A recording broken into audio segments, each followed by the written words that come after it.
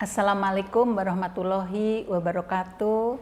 Selamat pagi Sobat ASN dimanapun berada. Perkenalkan saya Tri Retno Widianti, Widya Iswara, ahli utama di BPSDM Provinsi Jawa Timur. Pada hari ini kita akan membahas coaching dan mentoring, haruskah? Jadi Bapak Ibu sekalian, apakah penting, seberapa pentingnya sih coaching dan mentoring itu? Jadi saya ingat ya Bapak Ibu sekalian, pada saat tanggal 2 September 2024, pada saat apel pagi, Bapak Kaban, Bapak Dr. Ramlianto SPMP menanyakan kepada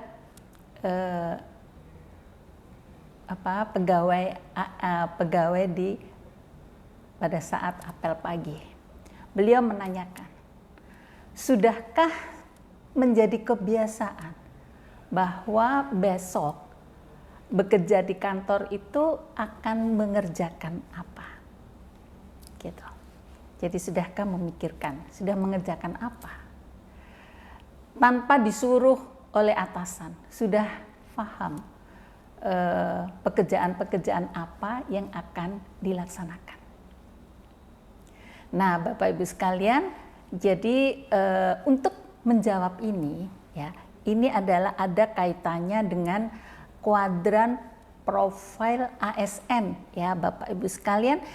Jadi di sini ada 4 kuadran, di mana ada kemampuan dan ada kemauan. Nah, di sini ada kuadran yang tidak mampu tapi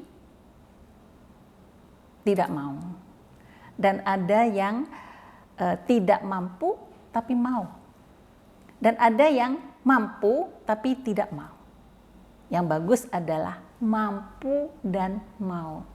Jadi pertanyaan Bapak Kaban itu terkait dengan yang ini ya, sampai seberapa para ASN itu sudah di posisi mana di dalam kuadran profil ASN ini.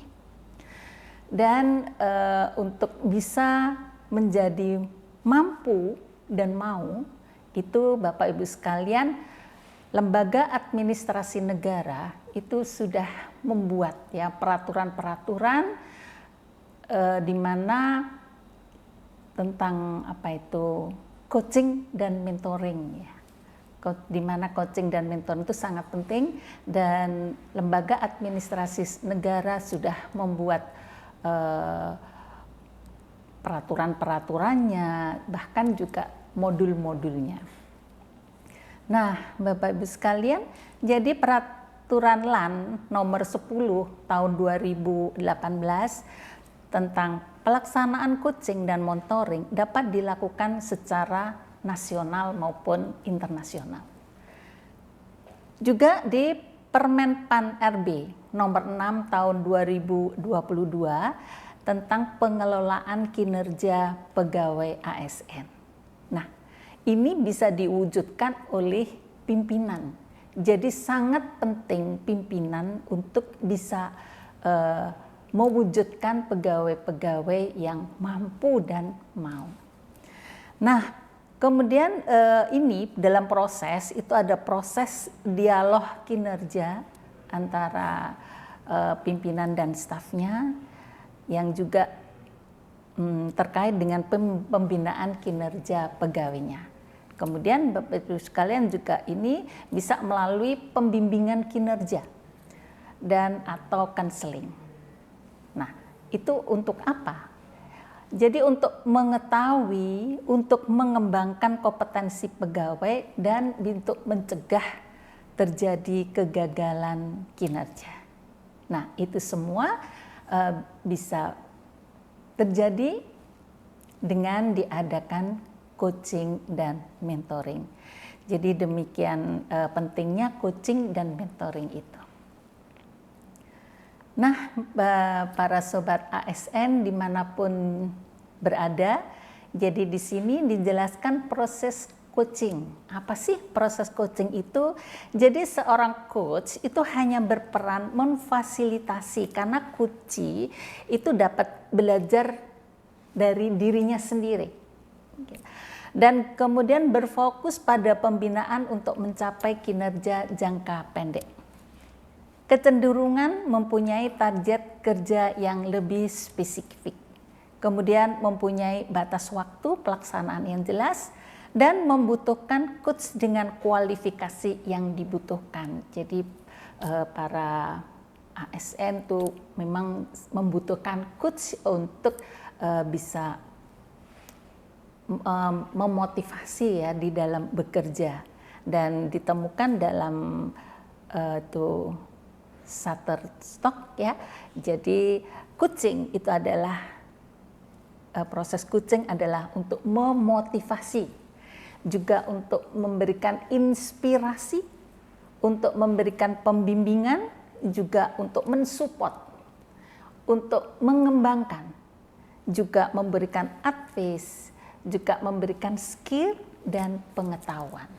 Jadi dalam hal ini seorang coach itu adalah bagaimana bisa menggali ASN itu di mana mutiara-mutiara, berlian-berlian yang masih terpendam itu bisa dikeluarkan dengan melalui coaching itu. Nah, kemudian selain coaching juga ada mentoring. Nah, proses mentoring itu seperti apa? Jadi mentor itu mempunyai peranan mengajari dan memberi petunjuk terhadap mentinya. Jadi bedanya di sini adalah mentoring itu karena dia sudah memahami pekerjaan-pekerjaan, jadi dia mengajari, memberi petunjuk, kemudian memberikan pendampingan untuk pencapaian kinerjanya. Selain itu juga mendorong mentinya mempunyai kesempatan untuk berkembang. Jadi lebih implementatif ya di dalam pekerjaan. Dia harus mengerjakan apa, dia harus mengerjakan apa. Kemudian mempunyai batas waktu pelaksanaan yang lebih fleksibel, membutuhkan mentor dengan latar belakang kompetensi yang sama dan yang lebih berpengalaman. Begitu untuk mentor ya bagi ASN.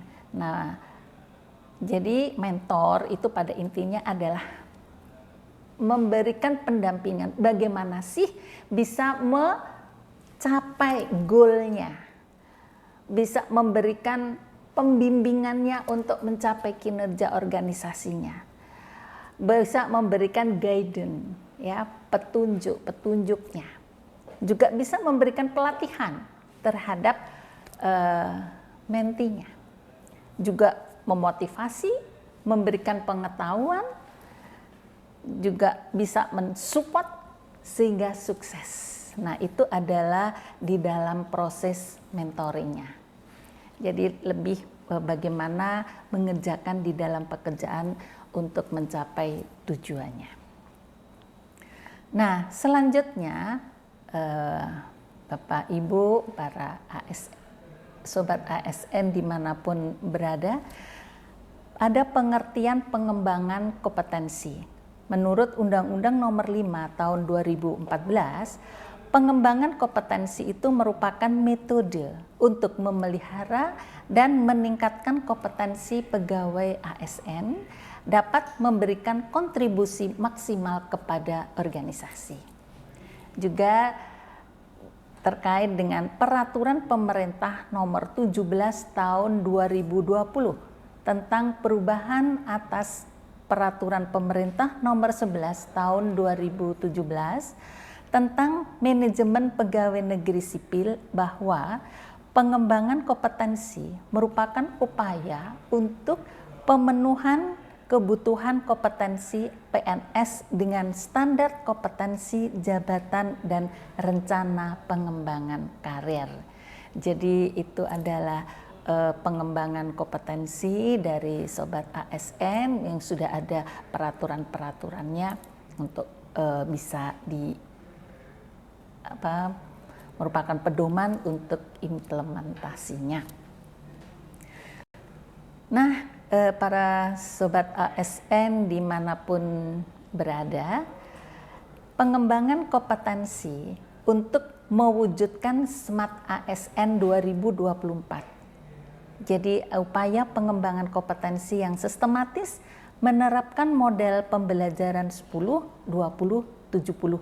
Lombardo dan Eisinger dalam JOSI 2018 menjelaskan formula pembelajarannya, yaitu 70% proses pembelajaran dengan experiential learning di tempat kerja. Jadi prakteknya di tempat kerja. Kemudian 20% dikembangkan melalui social learning berupa hubungan umpan balik, coaching, mentoring, counseling antara ASN dengan coach, mentor, atau counselor. Coaching dan mentoring masuk ke dalam social learning yang harus dilakukan oleh peserta ketika mengikuti pembelajaran.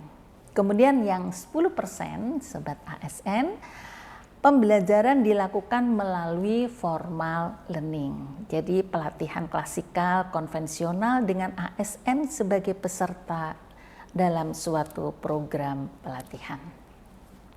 Itu adalah bagaimana pengembangan kompetensi untuk mewujudkan Smart ASN 2024. Nah, selanjutnya sobat ASN, peran atasan langsung dalam pengembangan kompetensi bawahannya itu sangat besar.